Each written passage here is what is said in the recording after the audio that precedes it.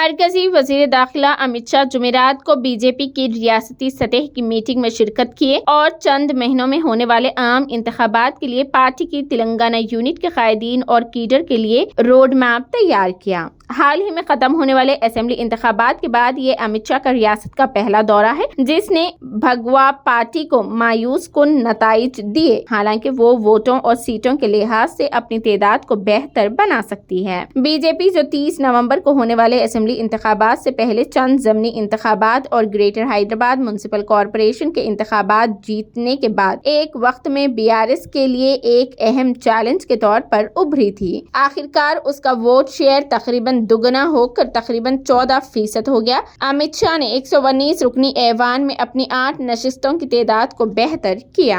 امت شاہ سری بھاگیہ لکشمی مندر، تاریخی چار مینار کے قریب کا دورہ کیا۔ اس کے بعد وہ ریاست بھر سے پارٹی قائدین کے اجتماع سے خطاب کیا۔ بنیادی طور پر یہ میٹنگ اسمبلی انتخابات میں پارٹی کے کارکردگی کا جائزہ لے گی اور آئندہ لوک سبھا انتخابات کے لیے روڈ میپ بھی تیار کرے گی۔ میٹنگ میں بی جے پی لیجسلیٹر پارٹی BJP-LP لیڈر کا معاملہ سامنے آ سکتا ہے۔ ذرائع کے مطابق پارٹی ایودھیا میں رام مندر اور وکست بھارت سنکلپ یاترا پر بات چیت کرے گی، جو وزیر اعظم نریندر مودی کے عام آدمی کے خوابوں کو پورا کرنے کا عزم اور ضمانت ہے۔ مرکزی وزیر جی کشن ریڈی، جو تلنگانہ BJP کے صدر بھی ہیں، انہوں نے حال ہی میں اس اعتماد کا اظہار کیا کہ زعفرانی پارٹی کو لوک سبھا انتخابات میں دوہرے ہندسے میں سیٹیں حاصل ہوگی۔ 2019 کے آخری انتخابات میں اسے تلنگانہ میں 19% ووٹ شیئر کے ساتھ 4 سیٹیں ملی تھی۔ شاہ کے علاوہ جمعرات یعنی آج ہونے والی میٹنگ میں پارٹی کے منڈل صدور سے لے کر قومی قائدین جیسے BJP کے قومی جنرل سیکریٹری ترون جگ، بنڈی سنجے کمار اور سنیل بنسل بھی شرکت کیے۔